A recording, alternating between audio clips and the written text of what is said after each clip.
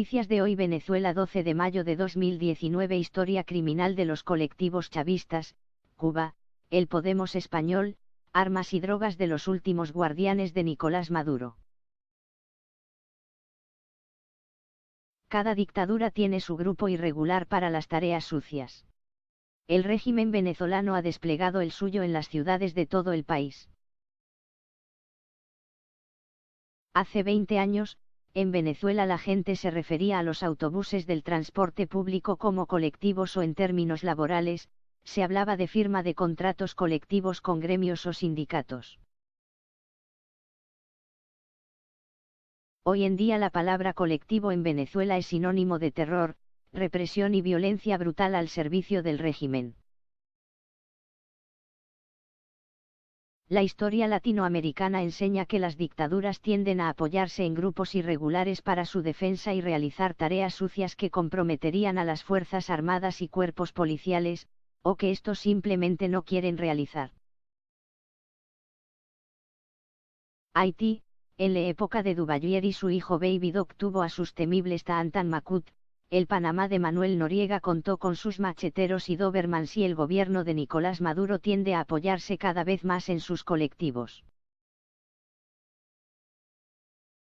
Pero, ¿cómo el término colectivo pasó al ámbito político?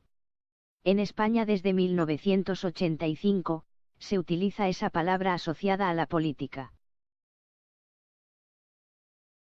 El recién legalizado Partido Comunista de los Pueblos de España, PCPE, crea la organización juvenil Colectivo de Jóvenes Comunistas, y esas organizaciones, bajo el nombre de colectivos, se reproducen en las provincias de Asturias y Galicia.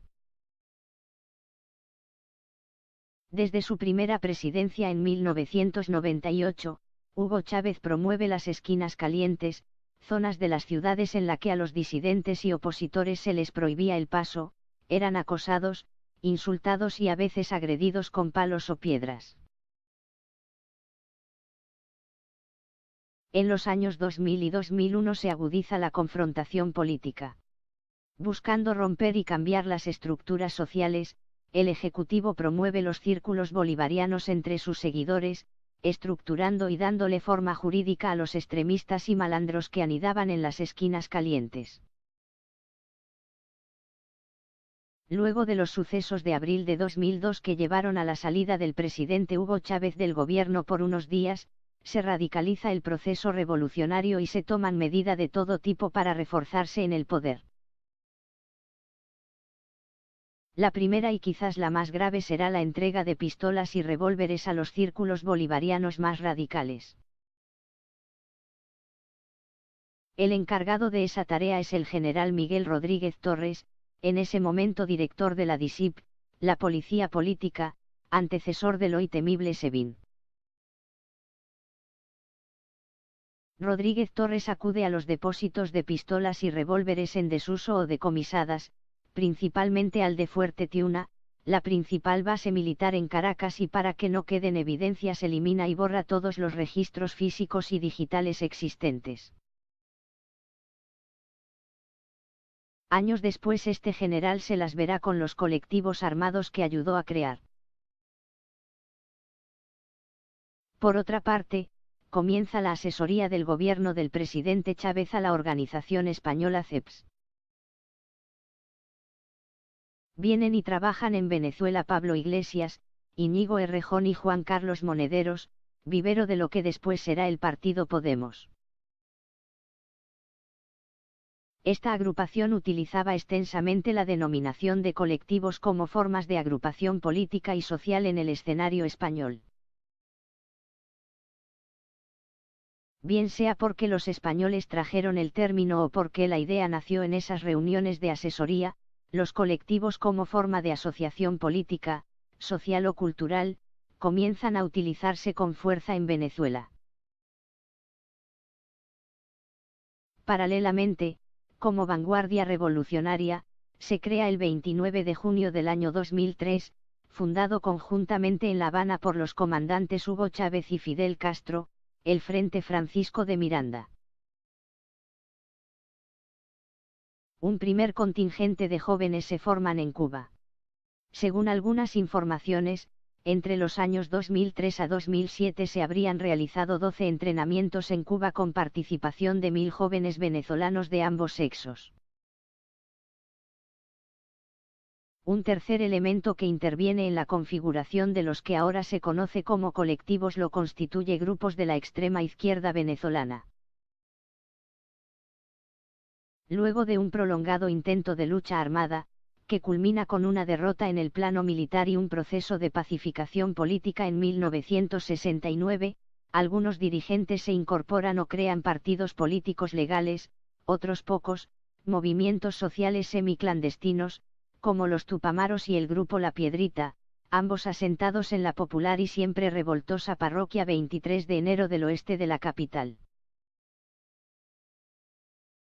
Estos movimientos se consolidan, radicalizan y canalizan activamente en las violentas protestas espontáneas del 28 de febrero de 1989, el llamado Caracazo. Posteriormente tienen contactos con los oficiales conspiradores y participan, como contraparte civil, en los fallidos intentos de golpes de Estado de 1992. Este conglomerado de estructuras políticas, formación ideológica, territorios controlados, apoyo y recursos, armas de fuego y una marca de identificación serán el germen de los colectivos amados, grupos de choque que se convertirán en los Taantan Makut de Nicolás Maduro. A partir del 2004, al ganar la alcaldía mayor de Caracas el periodista chavista Juan Barreto, fluyen recursos legales y clandestinos a las organizaciones sociales y se multiplica la formalización de colectivos, identificados con el proceso revolucionario. Desaparecen los círculos bolivarianos y se comienza a promocionar y apoyar a los cada vez más numerosos colectivos. Las agrupaciones de la parroquia 23 de enero, en la que está ubicado el Museo de Historia Militar convertido en el 2013 en mausoleo de Hugo Chávez, tiene una posición geográfica estratégica en la ciudad, incluso cerca al Palacio de Miraflores, sede del gobierno. Ellas serán las primeras en disfrutar de la abundancia de recursos, no solo financieros, sino también motocicletas, equipos de comunicación y más armas. Los principales colectivos de esa populosa zona, con territorios claramente autodefinidos son los Tupamaros, Alexis Vive, La Piedrita, Montaraz, Tres Raíces, José Leonardo Chirinos, Carapaica y la coordinadora Simón Bolívar. Los colectivos, nacidos con un objetivo inicial de preservar zonas de la delincuencia, rateros, borrachos y drogas, evolucionan hacia un duro control territorial, en la que los vecinos son obligados a pagar protección y vivir bajo sus reglas y dominio. Por esa fecha el gobierno de Chávez se crean también las bandas armadas motorizadas, integradas por miembros de colectivos, funcionarios policiales, simpatizantes radicales y cierto malandraje. Estas bandas se constituyen y actúan cuando el gobierno quiere amedrentar, causar terror o agredir a la disidencia política. Durante sus sucesivas presidencias Hugo Chávez fomentaba, alentaba, manipulaba, les señalaba targets en cadena nacional de televisión, pero a veces les ponía freno. Con los colectivos controlando zonas urbanas de forma permanente y las bandas motorizadas a las que podía activar en cuestión de horas, contaba con herramientas adicionales a las institucionales para controlar la disidencia política. Inspirados en la organización del 23 de enero de Caracas, los colectivos se multiplicarán a lo largo y ancho del país, aprovechando el derroche de recursos disponibles. Pero con la llegada de Nicolás Maduro a la presidencia los límites se romperán. El 8 de octubre de 2014, funcionarios de la Policía Judicial CICP que investigaban un caso de secuestro entran al edificio Manfredi, en el centro de Caracas, sede de una organización llamada Escudo de la Revolución, una subsidiaria del colectivo Frente 5 de Marzo, dirigido por José Odremán, un ex sargento de la disuelta Policía Metropolitana de Caracas, ferviente revolucionario, calvo, robusto, con cuello de toro y una bizarra fe que mezcla disciplina, evangelio y revolución. Los funcionarios policiales son retenidos o tomados como rehenes en el edificio. El general Miguel Rodríguez Torres, que para ese momento era el ministro de Relaciones Interiores de Nicolás Maduro, envía al grupo de fuerzas especiales BAE del CICP. Logran rescatar a sus compañeros y abaten a 3 miembros del colectivo. Indignado, Odremán acude al edificio Manfredi y declara, con su peculiar lenguaje, a las cámaras de televisión: ciudadano ministro de Interior y Justicia, le pasa a José Odremán cualquier cosa, lo asumo y le dejo la responsabilidad a usted, porque usted está haciendo esos escenarios. Señala hacia la puerta del edificio: ya basta que nos sacrifique más camaradas combatientes, ya basta, camarada. Media hora después Odremán y otro miembro del colectivo caen acribillados a balazos. La muerte del Laide del colectivo 5 de marzo causa indignación entre los más fanatizados seguidores de la revolución bolivariana y marcará un punto de quiebre. Nicolás Maduro se inclina a favor de los colectivos y aparta al general Miguel Rodríguez Torres de la cartera del Interior. El alto oficial iniciará así su deslinde con el madurismo y crea un partido político reivindicando el legado originario de Chávez. Desde marzo de 2018 el general y exministro está encarcelado por supuestos cargos de acciones contra la paz y la tranquilidad públicas, y en conjuras y complots contra las Fuerzas Armadas del país. A partir de ese momento, los colectivos armados han sido privilegiados por el gobierno de Nicolás Maduro. Ya no solo extorsionan las zonas que controlan, sino que han expandido su radio de acción y manejan la distribución y venta local de drogas, llevan a cabo secuestros, atracos y otros delitos, con total impunidad. Como recompensa y para acentuar el control de la población en los barrios, Nicolás Maduro les entregó la distribución y venta de las famosas cajas CLAPS de alimentos regulados en sus zonas. En el 23 de enero, además de estaciones de radio y algunos emprendimientos, funciona un casino clandestino bajo la protección de los colectivos. Ahí son llevados en camionetas blindadas y van a jugar con total seguridad altos jerarcas del gobierno y bolichicos que han hecho fortuna con el régimen.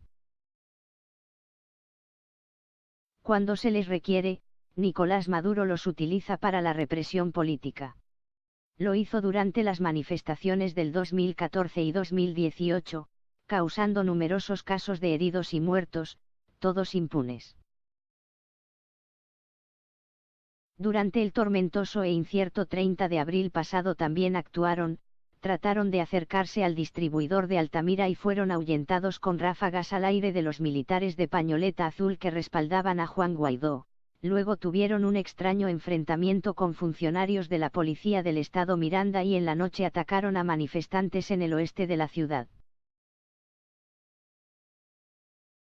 Los colectivos armados de Nicolás Maduro no practican los rituales de vudú haitiano de los Taantan Makouts, ni necesitan hacerlo, pero ejercen la violencia con igual intensidad y crueldad. Ahora son grupos de delincuencia organizada bastante bien estructurados, una industria lucrativa en simbiosis con el régimen, con miembros incorporados a algunos cuerpos policiales y acceso a las esferas del poder, dedicados a la mayor parte del tiempo a sus diarias y muy rentables actividades criminales, y en la medida en que se debilita el apoyo de los cuerpos de seguridad a Nicolás Maduro, junto con los PRANs, líderes, de las cárceles, las megabandas de ciertas zonas del país, los traficantes de cocaína, los explotadores ilegales del oro, coltan y diamantes, el ELN colombiano con más de 4.000 hombres en Venezuela, se perfilan como la reserva armada del régimen. El alto mando militar, leal a Nicolás Maduro, todavía es reacio a entregar armas largas, automáticas o de mayor poder a los colectivos porque no quiere compartir ese recurso.